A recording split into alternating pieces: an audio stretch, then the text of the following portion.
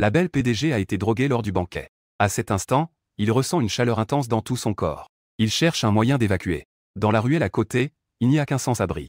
À ce moment-là, la femme est déjà désespérée. Mais l'effet du médicament a déjà commencé à agir. Le dernier brin de raison de la femme a également été englouti. Il ne peut agir que par instinct. Il se dirige vers le sans-abri. Un pas, deux pas. Alors que les pas de Cao Jian deviennent de plus en plus rapides.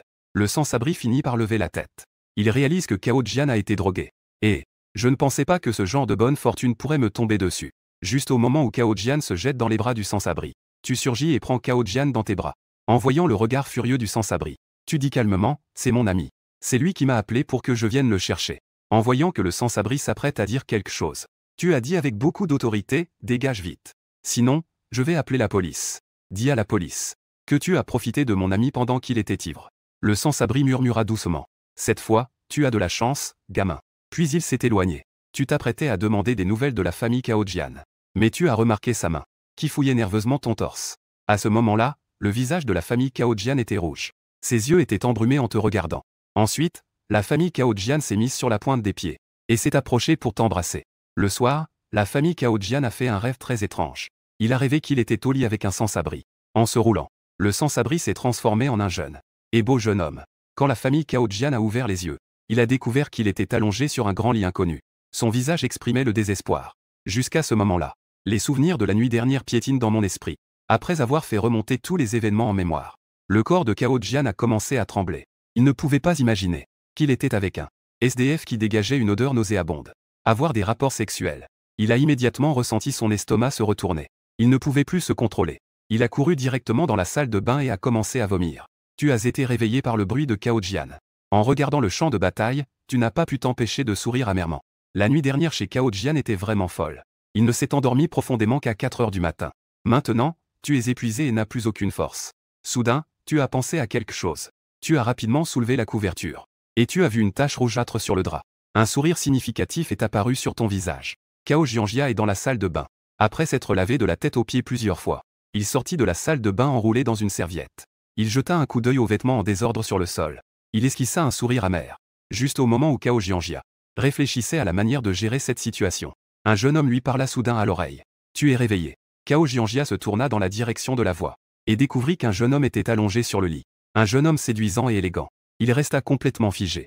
Ce n'était pas un sans-abri avec qui il avait partagé le lit. Ce résultat était déjà un mal pour un bien. Cao Jianjia te regarda avec un air indifférent et demanda qui tu étais. Et où sommes-nous? Tu te soutiens la tête avec ta main en revenant. Je m'appelle Y Feng. Nous sommes maintenant à l'hôtel. Tu ne laissas pas Cao Jianjia poser de questions. Mais tu pris l'initiative de raconter ce qui s'était passé hier. Après que Cao Jianjia ait compris le déroulement des événements, il te lança un regard aux expressions complexes. Devrais-je le haïr ou le remercier? Ensuite, Cao Jianjia s'approcha du lit. Il demanda d'un ton grave, quel âge as-tu cette année? 22, Cao Jianjia entendit ce chiffre. Un sourire amer apparut sur son visage. Je ne m'y attendais vraiment pas. Je n'aurais jamais pensé qu'un jour je serais dans cette situation. Maintenant, c'est à mon tour de te poser une question. Comment t'appelais-tu? Que s'est-il passé hier, au juste? En voyant que ton torse était couvert de griffures, Cao Jianjia répondit, le visage légèrement rouge. Je m'appelle Cao Jianjia. Quant à ce qui s'est passé hier, c'est assez compliqué à expliquer. Je ne vais pas en parler ici. Alors, comment devrais-je t'appeler? Jianjia ou Caoji? En pensant à la façon dont l'autre m'appelait avec tant d'affection, Jianjia. Cao Jianjia frissonna. Après un moment de réflexion, Cao Jianjia finit par trouver un surnom plus approprié. Le visage de Caoyi est devenu soudainement étrange. Pourquoi ce titre sonne-t-il si bizarre? Caoyi, Caoyi. Est-ce que tu viens de penser à une possibilité? Un sourire malicieux est apparu sur son visage. Rapidement, Cao Jianjia a de nouveau levé la tête. Il t'a examiné attentivement. Il est plutôt beau. Son sourire est très ensoleillé. Mais malheureusement, tu dois d'abord prendre une douche. On pourra discuter tranquillement après. Tu as instinctivement voulu te lever. Mais tu t'es arrêté à mi-chemin. Avec le regard perplexe de Cao Jianjia. Tu as dit un peu gêné, Caoyi. Peux-tu te retourner, s'il te plaît? Cao Jianjia a rapidement réagi.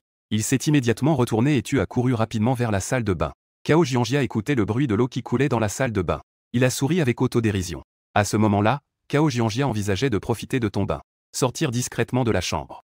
En voyant cette touche de rouge sur les draps, la famille Cao Jian a finalement abandonné cette idée. Quelques minutes plus tard, tu es enveloppé dans une serviette de bain. Tu es sorti de la salle de bain. Regardant la famille Cao Jian assise sur le lit, tu ne peux pas t'empêcher de dire à Caoyi. J'ai cru que tu allais t'éclipser pendant que je prenais ma douche. C'était effectivement mon intention. La famille Cao Jian leva la tête. Elle était déjà devenue une femme d'affaires influente. Cependant, Je pense qu'il vaut mieux que je te dise les choses clairement. Pouvons-nous considérer ce qui s'est passé hier comme un rêve? Tu as frotté tes jambes un peu douloureuses et as dit à Kaoi. Jusqu'à maintenant, mes jambes tremblent encore. Tu penses que je pourrais considérer ce qui s'est passé hier comme un rêve. Mais en pensant à certaines choses qui doivent être résolues. La famille Cao Jian ne pouvait que continuer à dire à Y Feng. Je te l'ai déjà dit depuis longtemps. Hier, c'était un malentendu. Avant que la famille Cao ne termine de parler, tu as interrompu en disant, Kaoi, ne t'inquiète pas, je ne te rendrai pas responsable. Y Feng, ce que je veux dire, c'est que je ne veux pas que ce qui s'est passé hier affecte ma vie actuelle. Tu comprends? En voyant la famille Cao sur le point de craquer, tu as immédiatement tapé sur ta poitrine en promettant, Kaoi, je sais ce qui te préoccupe. Je peux te garantir que je ne te harcèlerai absolument plus à cause de ça. La famille Cao te regardait. Ils ont soupiré, puisque tu dis cela. Je ne peux pas vraiment en dire plus. Mais puisque tu m'appelles déjà Kaoi, tu ne dois plus avoir d'idées déplacées à mon égard.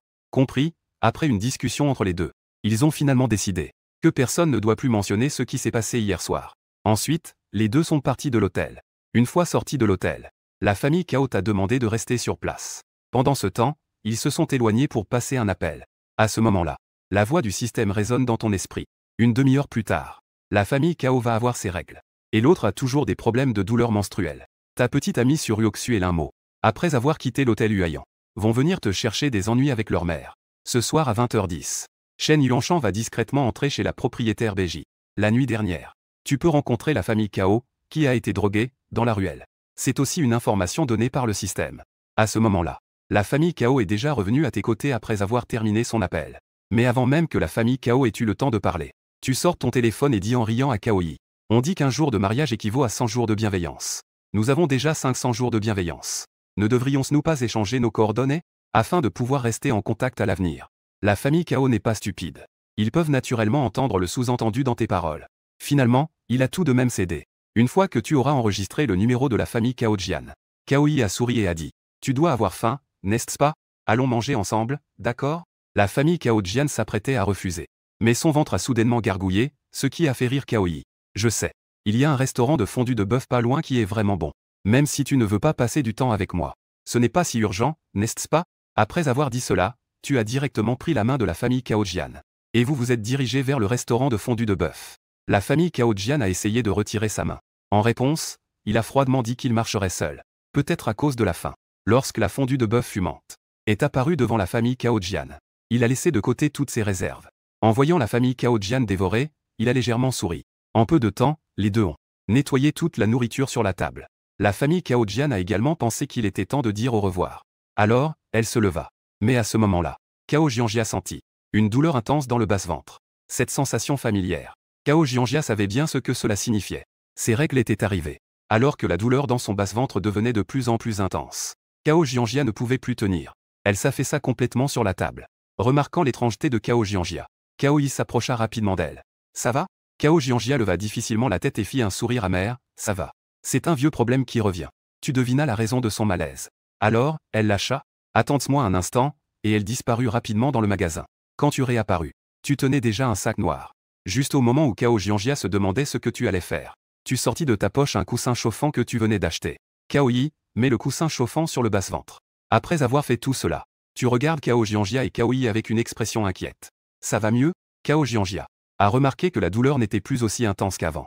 En hochant la tête avec gêne, Kaoi, j'ai vu une méthode en ligne qui peut soulager la douleur causée par les règles. Je te la confie maintenant. En voyant tes mouvements un peu maladroits, Cao Jianjia ne peut pas se résoudre à refuser. Elle n'a d'autre choix que d'apprendre avec application. Il faut dire que, après que Cao Jianjia a fait comme tu l'as enseigné, elle a découvert que cela fonctionnait vraiment bien. Quelques minutes plus tard, tu remarques que l'expression de Cao Jianjia n'est plus aussi douloureuse. Elle tend alors le sac noir devant elle. En lui conseillant soigneusement, j'ai vu ce magasin auparavant. Qui a des toilettes indépendantes? Dépêche-toi d'y aller. Cao Jianjia prit le sac noir et regarda à l'intérieur. Il découvrit qu'à l'intérieur, en plus d'un grand paquet de chauffe-mains, il y avait même un paquet de serviettes hygiéniques non ouvertes. Cao Jianjia était touché mais ressentait aussi un peu de jalousie. Ce jeune homme nommé Y Feng était si attentionné. On ne sait combien de filles il a charmé. Plus Cao Jianjia y pensait, plus il se sentait mal à l'aise. Les mots de remerciement qu'il voulait dire se transformèrent en Y Feng sur ses lèvres. On ne dirait pas que tu es un expert en amour. Tu as sûrement eu beaucoup de petites amies, n'est-ce pas? En entendant cela, tu avais un air perplexe. Mais une fois les mots sortis, Cao Jianjia commença à regretter. On avait dit que personne ne devait parler de ce qui s'est passé hier soir. Mais ce qu'il venait de dire le faisait passer pour quelqu'un de jaloux. Tu trouvais cela inexplicable. Tu jetas un coup d'œil à Kao Jianjia et découvris que l'autre te regardait avec un regard étrange. Tu réagis immédiatement. On dirait que la famille Kao a mal compris. Cependant, tu n'as pas expliqué la situation à Kao Yi. Même si je n'ai pas bien fait quelque chose. Tu n'as pas besoin de dire des choses comme ça pour nous railler. Après avoir dit cela, tu le regardes avec un air de victime. En regardant la famille Kao, on dirait que tu ne mens pas. La famille Kao devient soudain un peu gênée. Feng, je ne savais pas tout cela. Je suis vraiment désolé. En voyant la sincérité des excuses de la famille Kao, l'expression de victime sur ton visage disparaît. Elle est remplacée par un sourire. Kao Yi, voyant que tu t'excuses sincèrement, je vais te confier un secret. La famille Kao s'approche de toi avec curiosité. Quel secret? En fait, c'était aussi ma première fois hier soir. La famille Kao te lance un regard perçant. Puis elle prend le sac noir sur la table. Elle se dirige rapidement vers les toilettes. Quand elle sort, la famille Kao pousse un soupir silencieux dans la nuit. Il est temps de partir, Wang Yan, tu te lèves immédiatement. Kao Jianjia voit ton geste. Avec un sourire amer, je veux dire que je dois partir. Tu ne sais pas comment répondre. Tu n'as d'autre choix que de te gratter la tête et de dire, Kao Yi, laisse-moi te raccompagner. Avant même que Kao Jianjia ait le temps de te refuser. Tu marches directement vers la grande route. Pendant que vous attendez le taxi, Kao Jianjia hésite après le numéro 3. Il finit par dire, Feng. Si jamais tu rencontres des difficultés dans la vie, appelle-moi. Kao Yi, j'ai compris. À peine as-tu gagné. Un taxi s'arrête devant les deux. Tu es très attentionné en ouvrant la porte pour Kao Jianjia. Tu les regardes monter dans la voiture. Kao Jianjia vient juste de monter dans la voiture. Son expression devient instantanément froide. Après être rentré cette fois-ci, je dois faire payer certains gars. Ensuite, Kao Jianjia m'a appelé pour vérifier. Demande à Feng s'il a une petite amie. S'il en a une, peu importe le prix, fais-le partir. Oui, il faut que les choses soient faites proprement. Après avoir raccroché, Kao Jian a affiché un sourire malicieux. Ensuite, tu as pris un taxi pour l'hôtel Huayan. Grâce aux informations mises à jour aujourd'hui, tu sais, ta petite amie sur Yuoxu et Linmo ont réservé une chambre ici. Après avoir trouvé le responsable de l'hôtel, tu as utilisé quelques méthodes. Tu as obtenu les enregistrements de surveillance de leur chambre. Cette exécution a également apporté une découverte inattendue. La femme de ménage qui nettoyait la chambre a trouvé dans la poubelle des toilettes un flacon de médicaments vide de Kidoff. Après avoir obtenu des preuves irréfutables, tu es rentré en toute hâte dans ton appartement. À peine arrivé en bas, tu as vu 3 silhouettes familières bloquer l'entrée. La propriétaire, Beiji, Suryoksu et sa mère, Shen Shuzen. À ce moment-là, Suryoksu t'a vu. Elle a immédiatement crié. Ce salaud est là. Shen Shuzen s'est précipité vers toi. Les mains sur les hanches, elle a commencé à te réprimander. Espèce de petit salaud.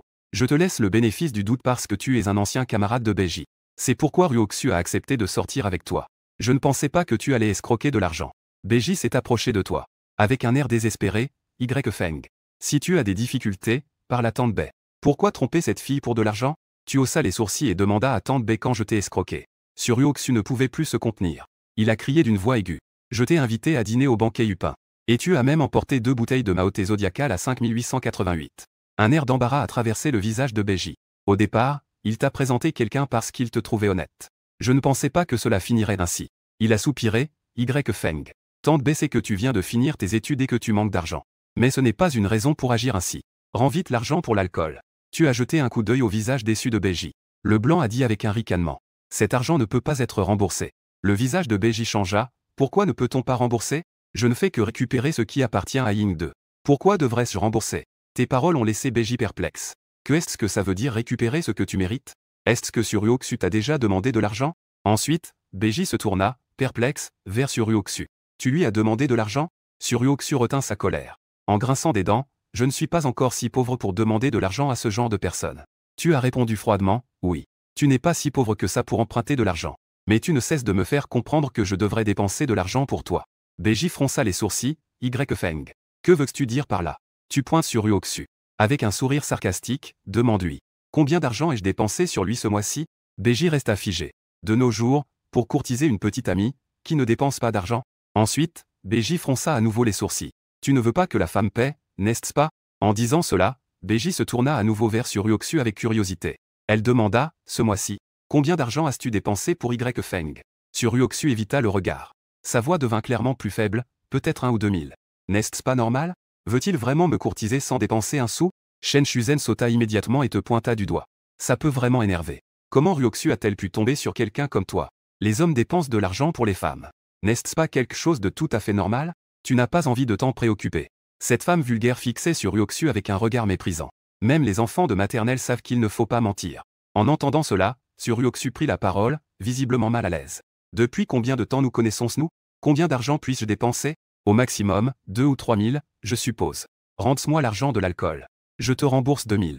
Nous en restons là. En le voyant faire l'innocent, tu sors directement le relevé de dépenses. En voyant la facture, BJ a eu un frisson. 10 000 par mois. Tu regardes BJ avec une expression complexe. Un sourire amer se dessine sur les lèvres de Tante Bai.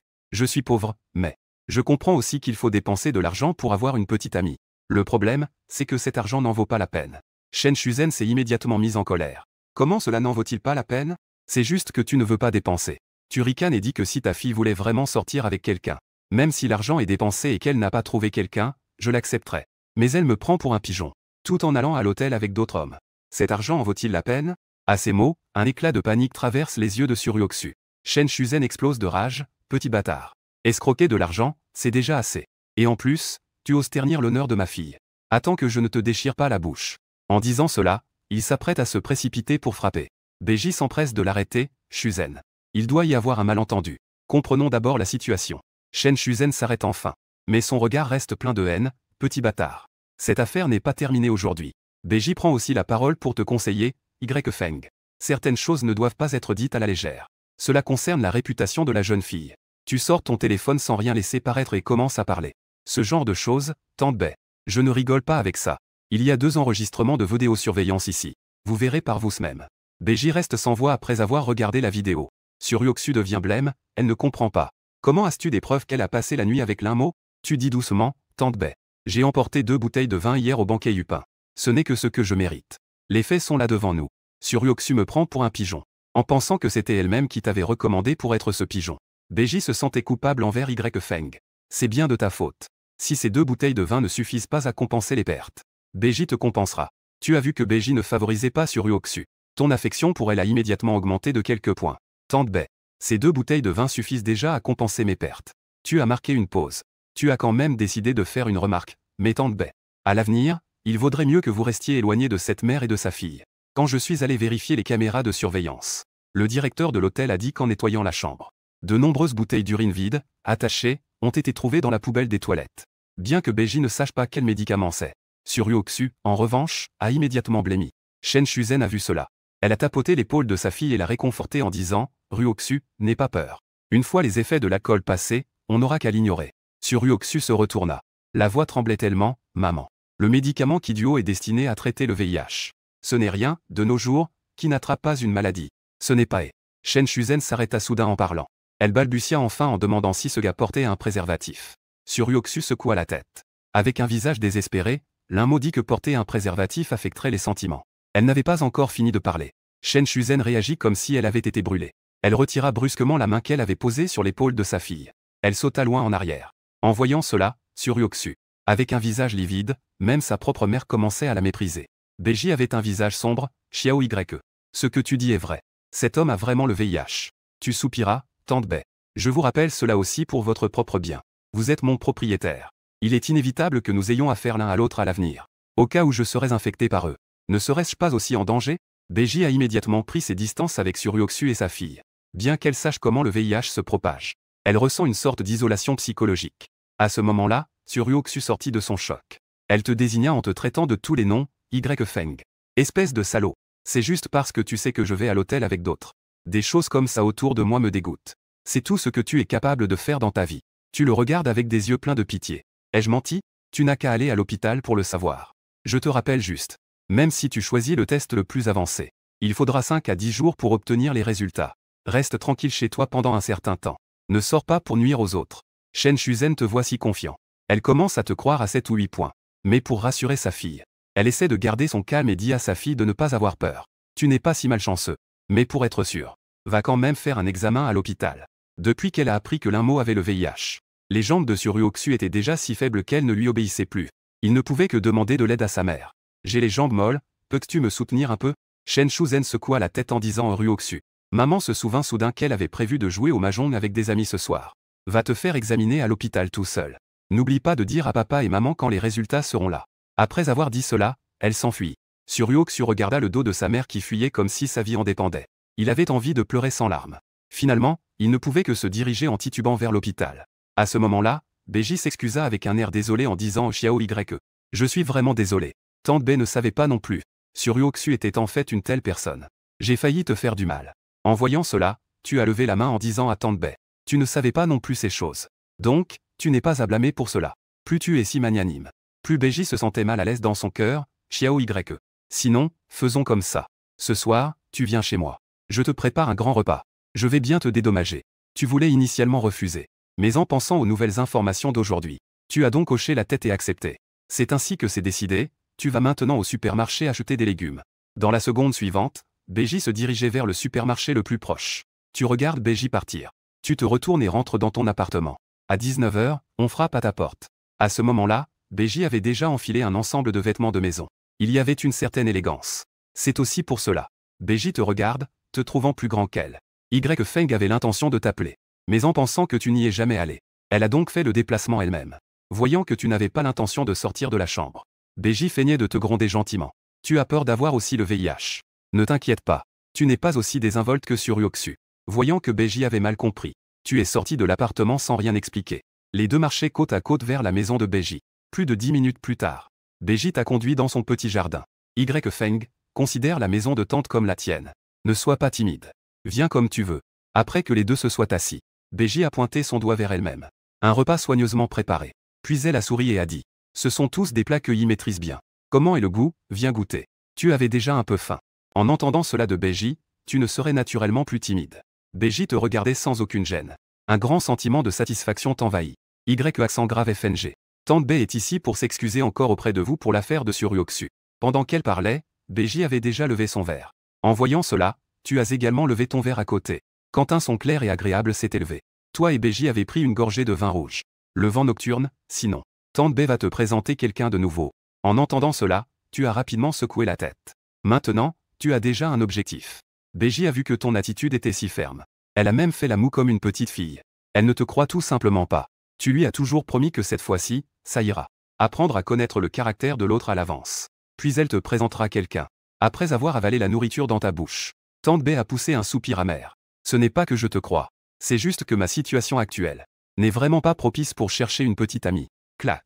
Soudain, toutes les lumières de la pièce se sont éteintes. Rapidement, tu as entendu la voix de Beiji, le vent nocturne. Reste assis et ne bouge pas. Je vais voir quel est le problème. Tu as instinctivement voulu hocher la tête. Mais soudain, tu as pensé à quelque chose. Tu as rapidement dit, Tante Bai, reste assis et ne bouge pas. Laisse-moi faire. La raison pour laquelle tu as accepté d'aller dîner chez elle. En plus de ne pas avoir de plan pour le dîner. Il y a une raison particulière. C'est que ce soir à 20 h 10, ce gars de Shen Yuanshan va s'introduire discrètement chez elle. Tu sais qui est Shen Yuanshan? C'est aussi un locataire de Beiji. Si sa réputation est déjà bien connue, ce gars passe son temps à créer des problèmes. Beiji a plusieurs fois voulu faire déménager Shen Yuanshan d'ici. Mais il refuse de partir. Il a même commencé à jouer les durs avec Beiji. Tu n'oses pas imaginer ce qui se passerait si Shen Yuanshan s'introduisait discrètement et tombait sur Beiji seul à la maison. Que pourrait-il se passer? Tu sors ton téléphone et regardes. Tu constates qu'il est déjà 20 h 05. C'est-à-dire que dans 5 minutes, Shen Yuanshan va entrer chez Beiji. En pensant à cela, tu te sers de la faible lumière de ton téléphone. Arrivé près de Beiji. Laisse-moi m'occuper de ce petit détail de Tante Bai. Il s'est rendu compte que Beiji voulait encore dire quelque chose. Tu l'as directement fait taire avec une seule phrase. Je ne peux pas juste manger ce repas sans rien faire, n'est-ce pas? En voyant l'attitude ferme de Feng, Beiji. Il n'était pas bon de dire quoi que ce soit de plus. Alors, grâce à toi aujourd'hui, Tante Bai va pouvoir se la couler douce pour une fois. En disant cela, Beiji t'a conduit au panneau principal. Avec la faible lumière, tu as jeté un coup d'œil à l'intérieur du panneau principal. En découvrant que le fusible avait grillé, tu t'es immédiatement retourné. En te tournant vers Beiji, tu as dit, Tante Bai, le fusible a grillé. As-tu des outils de réparation à la maison? Oui, j'y vais tout de suite pour te les chercher. Pendant qu'elle parlait, Beiji s'est aidée de la lumière de la lune. Elle s'est dirigée vers une certaine pièce. Pendant ce temps, tu as aussi éteint la lampe de poche. Lorsque Beiji est revenu dans le hall, c'était complètement noir. Il ne put s'empêcher de demander curieusement à Feng. Pourquoi tu n'allumes pas la lampe de poche? Tu as dit directement que ton téléphone était déchargé sans même réfléchir. Ce n'est pas possible comme ça. Utilise mon téléphone. Pendant qu'elle parlait, Beiji avait déjà sorti son téléphone. Juste au moment où tu réfléchissais à comment persuader Beiji de ne pas allumer la lampe de poche. Un bruit étrange provenait de la fenêtre. Tu t'es précipité rapidement près de Beiji. Tu as arraché le téléphone. Et tu as tiré l'autre personne. Vous vous êtes caché dans un endroit très secret. À l'aide de la faible lumière de la lune, Beiji a remarqué une ombre. Une silhouette se glissait discrètement dans la maison. Et la personne qui est entrée, c'était Shen Yuanshan, celui qui lui avait demandé de l'argent pendant la journée. Beji s'apprêtait à interroger Shen Yuanshan à voix haute. « Que fais-tu à entrer dans ma chambre si tard ?» Soudain, elle se rendit compte qu'une grande main couvrait sa bouche. Beji tourna la tête. Elle découvrit que tu lui faisais signe de la tête. « Il a tellement d'argent mais refuse de me prêter. Puisque tu ne veux pas prêter, alors je vais le prendre moi-même. » Shen Yuanshan regarda la pièce plongée dans l'obscurité. Il hocha la tête avec satisfaction. Puis il se dirigea directement vers la chambre au 2e étage. Alors que Shen Yuanshan disparaissait dans le couloir du 2e étage. Beji murmura alors que pendant la journée, Shen Yuanshan est venu me demander de l'argent. Je ne lui ai pas prêté. Je ne m'attendais pas à ce que ce type vienne me voler ce soir. En voyant le visage en colère de Beji, tu souris légèrement. J'ai entendu dire que tu voulais chasser Shen Yuanshan. Ce n'est pas seulement moi. Les habitants du coin veulent tous chasser Shen Yuanshan.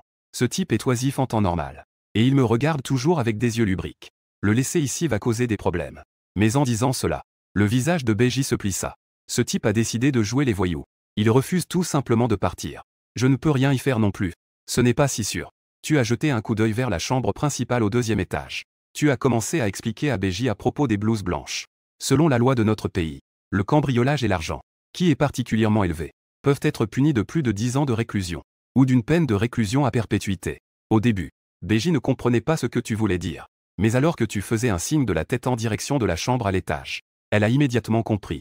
Oui, le comportement de Shen Yuanshan maintenant peut absolument être considéré comme un cambriolage. Tant que je peux le prendre sur le fait, alors il n'est pas nécessaire de le chasser. Mais il suffit de l'envoyer directement en prison. Oh non, je viens juste de ranger les bijoux de la famille hier. J'ai tout mis de côté. Je ne sais pas si ce type de Shen Yuanshan pourra les trouver. Shen Yuanshan fouille les affaires d'avant à l'étage. Toi et Beji, vous êtes en bas en train de discuter. Quand est-il le plus approprié d'appeler la police? Le cambriolage et la tentative de cambriolage. Ce sont complètement deux concepts différents. Si on appelle la police maintenant, ils vont arrêter Shen Yuanshan. Au mieux, ce sera considéré comme une tentative de cambriolage. Donc, toi et Beji avez décidé d'attendre que Shen Yuanshan parte avant de choisir d'appeler la police. Une demi-heure plus tard, tu as enfin réalisé que Shen Yuanshan descendait de l'étage. On peut voir que ce gars a eu une bonne récolte ce soir. Il tenait un sac en tissu dans la main. En marchant, il faisait un bruit de cliquetis. Après que Shen Yuanshan soit arrivé en bas, il jeta un coup d'œil autour de lui. C'était toujours aussi sombre. Un sourire satisfait se dessina sur son visage. On dirait que Beji n'est pas encore rentré de sa promenade. Il pensa inévitablement à la silhouette séduisante de Beji. Shen Yuanshan se sentit alors sec et assoiffé. Si tu me pousses vraiment à bout, au pire, je passerai à l'acte par la force. Au pire, je pourrais fuir dans une autre ville pour vivre. Shen Yuanshan murmura quelque chose dans la pièce. Puis, il retourna par le même chemin. Après avoir confirmé que Shen Yuanshan était déjà loin, tu te retournas immédiatement et dis à Beji, Tante Bai, on peut appeler la police maintenant. À ces mots, Beji prit son téléphone sans hésiter pour appeler la police. Après avoir appelé la police, Beji poussa un soupir de soulagement. Feng, cette fois, c'est vraiment grâce à toi pour le plan. Sinon, je ne saurais vraiment pas quoi faire. En entendant cela, tu as soudainement pensé à quelque chose? Tu plaisantas en disant, Tante Bai, as-tu pensé à trouver un homme pour ce foyer? Beji te regarda avec un air sérieux. Si je comprends bien, tu ne comptes pas faire d'efforts. Tu hochas alors la tête. Beji fit semblant de réfléchir un moment. Puis elle répondit en riant, à t'entendre dire ça. J'ai l'impression que ça me touche un peu. Au départ, tu voulais juste taquiner Beji. Mais tu découvris que l'autre avait vraiment des idées dans ce sens. Tout à coup, tu étais un peu excité. Beji est une petite riche célèbre dans les environs. Si elle est vraiment d'accord, alors je pourrais simplement me laisser aller, non? Cependant, la phrase suivante de Beji t'a fait perdre un peu ton calme. Feng, si je ne me trompe pas, tu as 22 ans cette année. Mais j'en ai déjà 36. Bien que cela semble un peu inapproprié en termes d'âge. Mais j'ai plutôt une bonne opinion de toi. Donc, je te considère comme mon fils adoptif. Ainsi, tu es aussi le maître de cette maison. Tu es soudainement sans voix. En te voyant comme ça, Beji ne peut plus se retenir. Elle s'effondre sur le canapé en riant aux éclats. Petit, tu veux encore te battre avec moi? Moi, la vieille. J'ai depuis longtemps dépassé l'âge où je rougis en entendant des histoires de mariage. Un éclair de lumière apparaît à nouveau. À ce moment-là, Beji ne te taquine plus. Mais elle te dit sérieusement, Feng. Cette fois, je dois vraiment te remercier. Tu as aussi entendu tout à l'heure ce que ce type de Shen Yuanshan a dit. Si je rentre en me promenant et que je le croise par hasard, on ne peut pas garantir ce que ce gars, avec ses pensées lubriques, fera quelque chose de fou. Tu sais bien ce que Beji entend par chose folle. Ce qu'elle veut dire. Mais en y réfléchissant, une femme aussi belle que Beji, il est rare qu'un homme puisse résister à son charme. Tu t'assois sur le canapé et fais un geste de la main. Nous n'avons pas besoin de dire ce genre de politesse. C'est comme si je disais que nous avons une très bonne relation. Ne te fie pas à ce que dit Beji, car dans son cœur, elle t'a déjà considéré comme un de ses cadets. Même Beji réfléchit en silence. à savoir si elle doit te présenter une petite amie fiable. Ensuite, vous deux montez à l'étage. Pour commencer à faire l'inventaire des objets de valeur perdus. Mais alors que vous n'aviez fait qu'à moitié l'inventaire, BJ a remarqué que son téléphone sonnait. Elle a sorti son téléphone et a vu que c'était un appel du poste de police. BJ fit immédiatement un geste de silence vers toi. Puis il a décroché le téléphone. Après avoir terminé l'appel, BJ dit avec un sourire. Ce gars de Shen Yuanshan a été arrêté. Et il a avoué le cambriolage. Ils ne vont pas me faire aller au poste de police maintenant. Dès que tu entends cela, tu te lèves. Puisque Shen Yuanshan a déjà été arrêté. Je devrais aussi rentrer. Non, BJ a entendu que tu voulais rentrer. Et il a immédiatement bloqué ton chemin. Face à ton regard perplexe, BJ a fait semblant d'avoir l'air pitoyable. Y Feng, il est déjà si tard. Tu es vraiment prêt à laisser quelqu'un traîner avec autant d'objets de valeur dehors. Même si tu sais très bien que l'expression de BJ est feinte. Tu ne peux pas t'empêcher d'avoir un peu de pitié. D'accord, je vais jouer le bon samaritain jusqu'au bout. Et t'accompagner. BJ ne perd pas de temps. Et elle te tire directement dehors. Sortant de la petite cour. Tu te demandes s'il est bon de prendre un taxi à ce moment-là. Mais BJ sort directement une clé. Elle appuie doucement sur un garage à côté. La porte enroulable du garage s'ouvre automatiquement. Une voiture grise. Une Panamera apparaît dans ton champ de vision. BJ ouvre la porte avec beaucoup d'aisance. Puis elle invite Y Feng à monter dans la voiture. Eh bien, non seulement elle a une petite cour indépendante, mais aussi son propre garage. C'est clairement une femme riche. Tu n'hésites pas non plus. Tu montes directement sur le siège passager. Arrivé au poste de police, tu accompagnes BJ pour faire une déclaration. Et tu l'aides à signaler les objets perdus. Vous êtes occupé jusqu'à 11 heures. Avant de finaliser toutes les formalités, BJ jette négligemment les objets précieux retrouvés dans le coffre de la voiture. Puis elle dit en riant de monter dans la voiture. Dans la voiture, BJ conduit en riant et demande à Y Feng. J'ai entendu dire que tu es au chômage. Tu as hoché la tête, l'économie n'est déjà pas bonne. De plus, le patron de ton ancienne entreprise ne savait pas s'adapter. L'entreprise a fait faillite. Je suis aussi au chômage. En apprenant que tu es maintenant sans emploi, les yeux de BJ se sont immédiatement illuminés par le vent nocturne. Pourquoi ne pas demander à Tante Bai de te présenter un emploi? Considère cela comme un retour de faveur pour aujourd'hui. Au départ, BJ pensait que tu serais certainement très excité d'entendre cette nouvelle. Tu devrais être très enthousiaste. Mais tu as simplement agité la main calmement à Tante Bai. Je ne veux pas travailler pour quelqu'un d'autre en ce moment. Je veux juste créer par moi-même. Maintenant, tu peux obtenir des informations sur les 3 prochains jours chaque jour. De plus, tu as déjà des fonds de démarrage. Si tu penses encore à aller travailler comme un esclave pour quelqu'un, alors, tu dois vraiment avoir été frappé par un âne. Tu as acquiescé et soudainement pensé à quelque chose. Puis tu as souri et demandé à Tante Bai. As-tu des amis qui récupèrent de l'or? Bien que BJ soit très curieuse de savoir ce que tu veux faire. Elle n'a cependant pas posé plus de questions. Elle a un ami qu'elle connaît depuis de nombreuses années. Il travaille dans ce domaine. Si tu en as besoin, je peux te donner ses coordonnées. Tu n'as pas été gêné. Tu as directement remercié BJ. Après que BJ t'a ramené chez toi, elle t'a donné les coordonnées de son ami. Puis elle est partie avec cette Porsche Panamera, en direction de son petit jardin. Le lendemain, quand tu as de nouveau ouvert les yeux, il était presque midi. Après que tu t'es lavé, tu as sorti le sac à dos contenant les lingots d'or. Puis tu es sorti avec ces 10 kilos de lingots d'or. Cette cargaison d'or que tu as en main provient d'un haut fonctionnaire ayant reçu des pots de vin. Selon les informations, ce haut fonctionnaire a eu une crise cardiaque. Il n'a pas eu le temps d'en parler à sa famille. Les détails concernant cette cargaison d'or. Est mort subitement. Cette cargaison d'or a une provenance douteuse. Les bijouteries légitimes ne l'accepteraient certainement pas. Donc, c'est pourquoi tu as demandé à BJ dans la voiture hier soir. Connaissez-vous des amis qui récupèrent de l'or? Un ami présenté par BJ. Bien plus fiable que les gens que tu pourrais trouver au hasard dans la rue. Il est plus digne de confiance. Heureusement, BJ ne t'a pas déçu. Elle t'a vraiment présenté un ami dans ce domaine. Tu sors ton téléphone en te tenant dans la rue. Tu composes le numéro que tu as enregistré hier soir. Le numéro de téléphone que tu as enregistré. Dès que l'appel est connecté, une voix douce et moelleuse se fait entendre. Bonjour, ici c'est Yu Fanze. Comment puis-je vous aider? Tu prends une profonde inspiration et dis en souriant, bonjour. Je suis un ami de BJ. L'ami en vêtements blancs. Vous devriez l'avoir entendu parler de moi. J'ai un peu d'or que je souhaite vendre. Vous êtes Y Feng, n'est-ce pas? Ce matin, BJ m'a déjà appelé. Vous pouvez simplement venir directement. Après avoir appris que BJ avait déjà pris contact avec lui, tu ne continues plus les politesses. Tu demandes directement à l'autre de t'envoyer l'adresse. Après avoir reçu l'adresse, vous prenez directement un taxi. Une demi-heure plus tard, tu es arrivé au Yufangze. À ce moment-là, à l'entrée du Yufangze, se tenait une femme d'environ 30 ans. La femme n'était pas maquillée, mais elle dégageait une impression très saisissante. Ses cheveux étaient simplement relevés en un chignon désordonné, mais cela lui donnait un certain charme. Alors que tu descendais du taxi, la femme s'est immédiatement approchée. Tu as remarqué que sa poitrine bougeait en marchant. Tu as hoché la tête discrètement. Cette femme avait l'air très polie. Tu as même l'impression que sa poitrine hoche la tête quand elle marche. Tu es Y Feng, n'est-ce pas? La voix de la femme était douce et très agréable à entendre. Tu as levé la tête et lui a souri avec des excuses, vraiment désolé. Il y avait un peu de circulation, donc je suis arrivé en retard. En entendant cela, Shen Yushu a immédiatement agité la main, pour montrer qu'elle ne s'en souciait pas. J'ai entendu Beiji dire que tu l'appelles Tante Bei. J'ai à peu près le même âge que Beiji. Tu peux m'appeler Shen Yi. Shen Yi, tu entends cet appel. Le coin de ta bouche se contracte violemment. Tu réalises que les femmes que tu as rencontrées récemment aiment toutes se comporter comme des aînés. Après quelques échanges de politesse simple, Shen Yushu t'a conduit dans son magasin. Une fois que tu es assis, elle t'a servi une tasse de Daunpao de première qualité fraîchement infusée.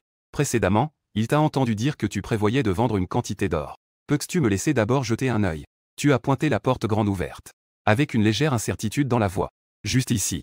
Shen Yushu a été amusé par ta réaction. En se couvrant la bouche, il rit et a dit, ne t'inquiète pas. La sécurité de cette rue est très bonne. Rien d'inattendu ne se produira. Voyant que l'autre a déjà dit cela. Si tu hésites à parler, cela semble un peu trop prudent. La seconde suivante, tu as vidé toutes les barres d'or de ton sac à dos sur le sol. Ding ding ding, 20 barres d'or se sont heurtées ensemble, émettant un son clair et agréable. Shen Yu pensait à l'origine. Elle pensait qu'au grand maximum, tu n'aurais que quelques centaines de grammes d'or. Mais à ta grande surprise, tu en as sorti autant d'un coup. Shen Yu a discrètement compté. Il a découvert qu'il y avait au moins 20 barres d'or sur le sol. De plus, chaque barre d'or était étiquetée avec son poids. En d'autres termes, tu as sorti 10 kilos d'or d'un coup. La seconde suivante, Shen Yushu, a fait un geste inattendu. On a vu cette femme se lever rapidement. Elle a fermé la porte du magasin. En voyant ce geste de Shen Yushu, demandait à tante Shen avec un air perplexe. Ça, c'est le sourire gêné de Shen Yushu, Y Feng. Bien que la sécurité de cette rue soit très bonne, tu dois aussi comprendre une chose. Il ne faut pas exposer sa fortune, après tout. Shen Yushu est retourné à sa place. Puis, avec une expression étrange, elle a demandé à Y Feng. Shen Yi a posé une question indiscrète. Ces barres d'or, sont-elles toutes à toi? Tu sais ce que Shen Yushu veut demander. Avec un air naturel. Elle répondit simplement Shen Yi. Ne t'inquiète pas, je suis un citoyen légal. Je ne ferai absolument rien d'illégal. Ne pose pas de questions sur l'origine de cette cargaison d'or. La seule chose que je peux te garantir, c'est que accepter cette cargaison d'or, cela ne te causera aucun problème. Shen Yi a réalisé que tu avais vu à travers ses pensées secrètes. Elle avait l'air un peu gênée. Puisque tu dis cela, alors Shen Yi ne posera plus de questions sur l'origine de cette cargaison d'or. Mais je dois te prévenir à l'avance. Je ne peux pas acheter cette cargaison d'or au prix du marché. Tu sais aussi que le risque élevé s'accompagne de rendements élevés. Tu as hoché la tête, je comprends les règles. D'accord, attends que Shen Yi vérifie d'abord. Si cette cargaison d'or ne pose pas de problème, Shen Yi te fera immédiatement un virement. Ensuite, nous passons à l'étape de la vérification. Cela n'a pris que 30 minutes. Shen Yu. Elle a immédiatement vérifié tous les lingots d'or. Tante Shen veut acheter ce lot d'or de Y Feng. Pendant qu'il parlait, Shen Yuchu a apporté une calculatrice. Après avoir manipulé la calculatrice avec sa main droite pendant un moment, tendez-vous la calculatrice. Y Feng, que pensais-tu de ce prix? Tu as jeté un œil à l'écran de la calculatrice. Tu as découvert qu'il y avait 5,8 millions. Tu as d'abord baissé la tête pour réfléchir. Puis, tu as rapidement levé la tête. Riant, il pouvait entendre les mots de Shen Yu qui avait rapidement ramassé leur parterre au début. Ensuite, tu as pris un petit cendrier peu remarquable. C'est un cendrier utilisé par le célèbre peintre Zhu Zishan. Maintenant, tu me le vends pour 5,8 millions. Tu es de toute façon une personne intelligente. Tu as immédiatement compris l'intention de l'autre. Alors, tu as rapidement hoché la tête. 10 minutes plus tard, tu as reçu un message de la banque. Il y avait un dépôt de 5,8 millions sur ton compte bancaire. Tu savais que ce cendrier n'était en fait pas celui utilisé par Zhu Zishan. Il était probablement utilisé par Shen Yuchu. Il venait de quelques dizaines de dollars du marché de l'occasion. Ensuite, il se préparait à se lever pour dire au revoir à Shen Yushu. Mais à ce moment-là, un bruit de coups à la porte se fit entendre à l'extérieur. Parmi eux, il y avait aussi l'appel affectueux d'un homme. Yushu, je sais que tu es à l'intérieur. Ouvre vite la porte. J'ai acheté ton gâteau aux fleurs d'osmanthus préféré. Tu remarques que Shen Yushu, en entendant cette voix, non seulement a une mine sombre, mais montre aussi des signes de nausée. Le coin de tes lèvres se lève légèrement. On dirait que cette Shen Yi est plutôt populaire. Alors que les coups à la porte continuaient, tu as instinctivement voulu ouvrir la porte. Mais à ce moment-là, Shen Yushu t'a arrêté. Face à ton regard interrogateur, Shen Yushu n'a pas ouvert la bouche. Au lieu de cela, il a fait un geste pour te faire signe de rester. Bien que les deux n'aient fait aucun bruit, la personne à l'extérieur était vraiment très insistante. Shen Yushu a réalisé que cela ne pouvait pas continuer ainsi. Finalement, elle a choisi d'ouvrir la porte.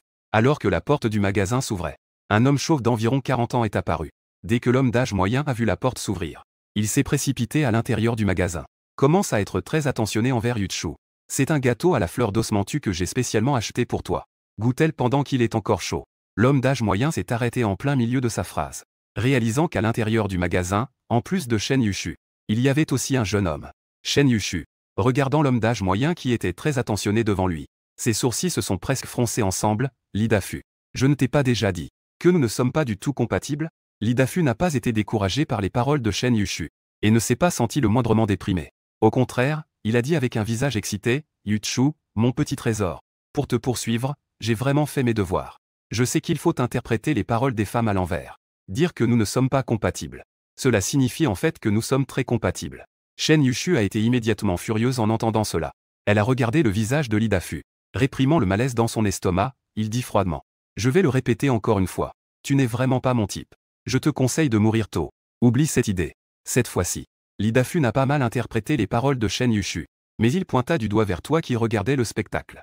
Demandant ce que tu as fait avec Yushu tout à l'heure en fermant la porte. Que vous avez fait? C'est sûrement toi qui as volé son cœur. C'est pourquoi Yushu est si impitoyable avec moi. Oh non, ce gros idiot s'approche de toi. Tu remarques que l'Idafu te fixe intensément. Tu hausses simplement les épaules. Tout à l'heure, j'étais avec Shen Yi. Nous avons juste fermé la porte pour discuter un peu. Ce n'est pas comme tu le penses. Si tu n'avais pas ajouté cette dernière phrase, l'Idafu n'aurait pas pensé davantage. Mais tu as insisté pour ajouter une phrase. Ce n'est pas comme il le pense. Ce moment a immédiatement fait penser à l'Idafu à certaines choses. Une scène peu appropriée. Pendant l'invitation, l'Idafu a soudainement été submergé. Cependant, l'Idafu semblait rapidement se rappeler quelque chose. Il sortit rapidement quelque chose de la poche de sa veste. Il en sortit un chèque. Qu'il te tendit devant toi. Face à ton regard perplexe. L'Idafu dit entre ses dents. Ce chèque, tu peux le remplir comme tu veux. Mais après avoir reçu l'argent, éloigne-toi de moi. Ne me fais plus jamais te revoir. Tu as pris ce chèque vierge avec un sourire. Je peux vraiment le remplir comme je veux. En voyant cette scène, l'Idafu se retourna immédiatement vers Shen Yushu en grognant. Regarde, ce gars ne t'aime pas du tout. Seul moi t'aime vraiment. Shen Yushu, avec un ton littéraire. Ses lèvres se contractèrent légèrement. C'est aujourd'hui que je te rencontre pour la première fois. Comment pourrait-on parler d'amour? L'Idafu se retourna à nouveau. Affichant une expression satisfaite, il dit de remplir à sa guise. Cependant, après avoir pris l'argent, il a immédiatement disparu du monde de Yu. Tu as hoché la tête en souriant, pas de problème. Après avoir pris de l'assurance, tu es allé devant un meuble. Et tu as rapidement sorti un stylo. En voyant ton geste, l'Idafu a montré une expression de jalousie sur son visage. Un homme avide d'argent ne mérite absolument pas d'être ton rival. Tu as pris le stylo et tu as délibérément ignoré l'Idafu. J'ai vraiment rempli le formulaire d'un coup d'œil. Dépêche-toi, ne traîne pas. Tu ne perds pas de temps non plus. Tu as écrit une série de chiffres sur le chèque. Tu as mis le chèque rempli devant l'Idafu. Tu l'as levé et en souriant, tu as dit que tu l'avais rempli. L'Idafu voulait te dire de prendre le chèque et de partir. Mais en voyant ce chèque, et cette série de chiffres dessus, il a commencé à bégayer en parlant. Combien as-tu rempli? Pas beaucoup, juste 999 990. Avant même que tu aies fini de parler, l'Idafu a poussé un cri étrange. Puis il a arraché le chèque en disant que tu es fou. Remplis autant. Tu fais semblant d'être très lésé. Tu as répondu que tu ne m'avais pas dit de remplir comme je voulais? Je t'ai dit de remplir comme tu voulais. Mais je ne t'ai pas dit de remplir plus de 900 millions. Même si tu vends mon usine. Je ne peux pas sortir autant d'argent. C'est juste un fou. C'est tout simplement irrationnel. L'Idafu maudissait en même temps, tout en s'éloignant du magasin. Évidemment, il savait que son comportement précédent était inacceptable. Il voulait juste fuir cet endroit rapidement. Tu regardais l'Idafu qui reculait sans cesse. Tu murmuras à voix basse. Sans argent, pourquoi fais-tu le malin? Ces mots ont atteint les oreilles de l'Idafu, ce qui le fit sursauter. Puis il disparut à une vitesse encore plus grande, disparaissant de ta vue. En regardant l'Idafu s'enfuir en désordre, Shen Yushu t'a fait un pouce en l'air. Tu es vraiment impressionnant. Mais tu n'as vraiment pas été touché tout à l'heure? Dès que tu entends ça, tu fais la moue. Je ne suis pas idiot. Bien sûr que je le sais. Peu importe combien je mets sur ce chèque. L'Idafu ne me le donnera pas vraiment. Puisque c'est le cas. Pourquoi devrais-je faire une chose aussi dégradante? Shen Yushu croise les bras sur sa poitrine, formant une courbure incroyable à un certain endroit. Il te regarde avec un air admiratif. Tu n'as pas tort du tout. Même si l'Idafu te promet de te le donner maintenant. Mais dans un moment, il va se rétracter. Donc, tu ne perds pas sur ce coup. Fais fuir l'Idafu. Plus tard, tu es prêt à dire au revoir à Shen Yushu. À ce moment-là, Beiji appelle, Xiaofeng. Est-ce que tout est à moitié réglé? Tu hoches la tête, tout est à moitié réglé. Rapidement, la voix de Beiji résonne à nouveau au téléphone. Xiaofeng, si tu rencontres des difficultés à l'avenir, tu dois absolument en parler à Beiji. Ce n'est pas facile de se battre seul à l'extérieur. Écoutant les discours de Beiji, ton cœur est rempli d'émotions. À part grand-père, cela fait longtemps que personne ne s'est soucié de toi. Beiji parlait au téléphone. Elle a raconté une tonne de choses. Il a soudainement eu une idée. Xiaofeng, où es-tu maintenant? Tu as répondu directement que tu es encore à la salle de prévention. C'est super. Je suis justement dans le coin pour des affaires. Je viendrai te voir dès que j'ai fini. En disant cela, Beji a directement raccroché. En entendant le bip du téléphone, tu as laissé échapper un sourire amer. Tu as pensé que Tante Bai était peut-être un peu trop impatient. Tu as levé les yeux pour regarder Shen Yuchu en face. Puis tu as souri amèrement et dit, « Shen Yi, j'ai bien peur que je doive rester ici un peu plus longtemps. » Tante Bai a dit qu'elle viendrait me voir. Shen Yuchu a fait un geste de la main. Avec un air décontracté, il a dit, « De toute façon, il n'y a pas d'affaire en ce moment. Reste aussi longtemps que tu le souhaites. » Tu n'as pas non plus salué Shen Yuchu. Tu es directement allé t'asseoir devant le canapé. Pendant ce temps, tu ne t'es pas non plus tourné les pouces. Tu as pris ton téléphone et gagné 50 000 yuan pour grand-père. Cependant, juste au moment où ces 50 000 yuan sont arrivés, le téléphone de ton grand-père a immédiatement sonné. Grand-père Xiaofeng a reçu l'argent que tu lui as envoyé. Mais tu te souviens que pendant le nouvel an, tu as ramené ta petite amie. Après quelques échanges de politesse, tu as raccroché en souriant amèrement. À ce moment-là, Shen Yu a affiché une expression désespérée. Tu es encore si jeune et ta famille commence déjà à te presser de te marier. Cela nous rend la vie difficile, nous qui sommes célibataires d'un certain âge. Comment les femmes célibataires peuvent-elles vivre? Tu ranges ton téléphone. Puis, sans rougir ni trembler, tu dis à Shen Yi, « Si cela ne te dérange pas, je peux te courtiser. » Espèce de petit gamin. Que pensais-tu dans ta tête? Même si tu voulais vraiment me courtiser, je n'oserais pas accepter. Après tout, j'ai aussi peur que les gens disent que je suis une vieille vache qui mange de l'herbe tendre. Tu dis cela avec sérieux. Shen Yi, en fait, je ne pense pas que tu sois plus âgé que moi. Tu as juste un peu plus de temps qui t'a sculpté. Shen Yuchu a d'abord été surpris. Puis il s'est couvert la bouche. Il a commencé à rire doucement. Pas étonnant. Beji s'intéresse tant à toi. Avec ta façon de parler, quelle femme ne t'aimerait pas? En parlant de ça, Shen Yuchu s'est approché de toi. Il a demandé à voix basse, dis la vérité à Shen Yi. Quelle est vraiment ta relation avec Beji? Sinon, pourquoi s'intéresserait-il tant à toi? Tu regardes Shen Yuchu avec un air de commère. Le coin de ta bouche a légèrement tremblé. Quelle autre relation pourrait-il y avoir? Bien sûr, c'est la relation entre un propriétaire et un locataire. Ensuite, tu as discrètement éloigné Shen Yuchu de toi. On ne peut pas dire ce genre de choses à la légère. Pour un jeune homme comme moi, ça ne me dérange pas. Mais si cela affecte la réputation de Tante Bai, ce ne serait pas bien. Maintenant, tu sais comment protéger Beji. Tu dis que vous deux n'avez rien à voir. Shen Yuchu, tu es encore en train de parler dans mon dos. Fais attention, je vais te déchirer la bouche. On voit Beji avec un sac. Elle est entrée dans le magasin. Puis elle a sorti de son sac 2 tasses de café fumant. Elle les a respectivement données à toi et à Shen Yuchu. Puis elle a lancé un regard furieux à Shen Yuchu et a dit, « Xiaofeng est mon locataire. Il m'a aidé plusieurs fois. Maintenant, il a besoin de mon aide. Que est-ce que ça fait que je sois un peu nouveau? » On peut voir que la relation entre Shen Yuchu et Beji est très bonne. Shen Yuchu ne semble pas du tout inquiet que Beji soit en colère. Mais il faut quand même faire semblant. On le voit se précipiter vers Beji, avec une tasse de café dans la main gauche. Sa main droite caresse encore et encore la poitrine de Beji. Il feint de lui faire plaisir. Beji, ne m'énerve pas. C'est juste pour taquiner ce petit gars. Parce que le magasin est chauffé. Beji a ouvert la main de Shen Yuchu. Elle a enlevé sa veste sans réfléchir. Sa silhouette parfaite s'est immédiatement révélée. Beji n'a pas remarqué ton regard étrange. Elle a directement fait un bruit de mécontentement à Shen Yuchu. Est-ce que tu es aussi drôle que ça? Peu importe. Ce soir, tu dois inviter Xiaofeng et moi à un grand repas. Beji, tu ne serais pas en train de me faire chanter? Si je te fais chanter, qu'est-ce que ça peut faire? En voyant l'expression fière de Beji, tu ne peux pas t'empêcher de rire. Mais tu vois que Shen Yuchu a secrètement roulé des yeux, en tenant compte du fait que tu m'as invité à prendre un café. Cette fois, je vais te laisser avoir faim. En entendant cela, Beji, immédiatement, je t'ai fait en douce un signe de victoire, ok? Alors, allons au vieux endroit pour manger ce soir. En apprenant que Beji allait vraiment au vieux endroit pour manger, le visage de Shen Yuchu s'est immédiatement affaissé. Ce n'est pas qu'il se soucie de l'argent, mais il a l'impression d'avoir été dupé. Depuis le moment où Beji lui a apporté du café, il a probablement déjà décidé de le faire payer le repas. Après que Beji a réussi son chantage, elle t'a immédiatement fait signe. Xiaofeng a touché le lait, pour voir si c'était encore chaud. Tu as commencé à douter d'avoir mal entendu. Tu le regardais avec un air incrédule. Qu'est-ce que tu attends? Tu ne fais rien? Beji a de nouveau insisté. C'est alors que tu as réagi. Bien que tu aies encore quelques doutes dans ton esprit, tu es quand même allé te mettre à côté de Beji. Tu as pris une profonde inspiration. Puis tu as levé la main droite. Lorsque Shen Yuchu a vu cette scène, il a craché tout le café qu'il venait de boire. Beji était comme une biche effrayée. Elle recula brusquement de 2 pas. Qu'est-ce que tu fais? Tu te grattes la tête, l'air confus. N'est-ce pas toi, Tante Bai, qui m'a dit de toucher? Beji devint instantanément rouge comme une tomate. Je voulais que tu vérifies la température du lait. Asi, tu te grattes la nuque, gêné. Tante Bai, s'il te plaît, dis-le la prochaine fois. Sois plus clair. Shen Yuchu vous observait avec un sourire en coin. Au départ, il ne faisait que dire ça en passant. Mais en voyant ta réaction, il ne put s'empêcher de commencer à douter. Est-ce que tu as vraiment quelque chose à cacher avec Beji? Sinon, c'est une phrase tout à fait normale. Ensuite, Shen Yuchu s'écria en colère, Beji, tu es une traîtresse. N'avions-nous pas convenu d'être des femmes célibataires ensemble? Tu as osé chercher un homme dans mon dos. Beji roula des yeux en secret. Puis, elle te lança un regard furieux, le visage rouge. Il semble que je doive vite en parler à Y.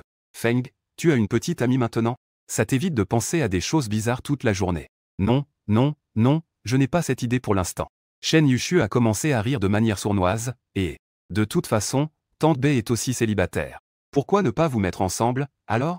Beji a regardé Shen Yuchu avec colère. Shen Yuchu, tu cherches la bagarre, n'est-ce pas? Je ne fais ça que pour ton bien. Ce matin, tu as dit qu'il manquait un homme à la maison. Shen Yuchu n'avait pas encore fini de parler. Beji s'est dépêché de lui couvrir la bouche. Tu regardes cette scène et souris simplement légèrement. Les trois sont restés dans le Yufangze toute l'après-midi.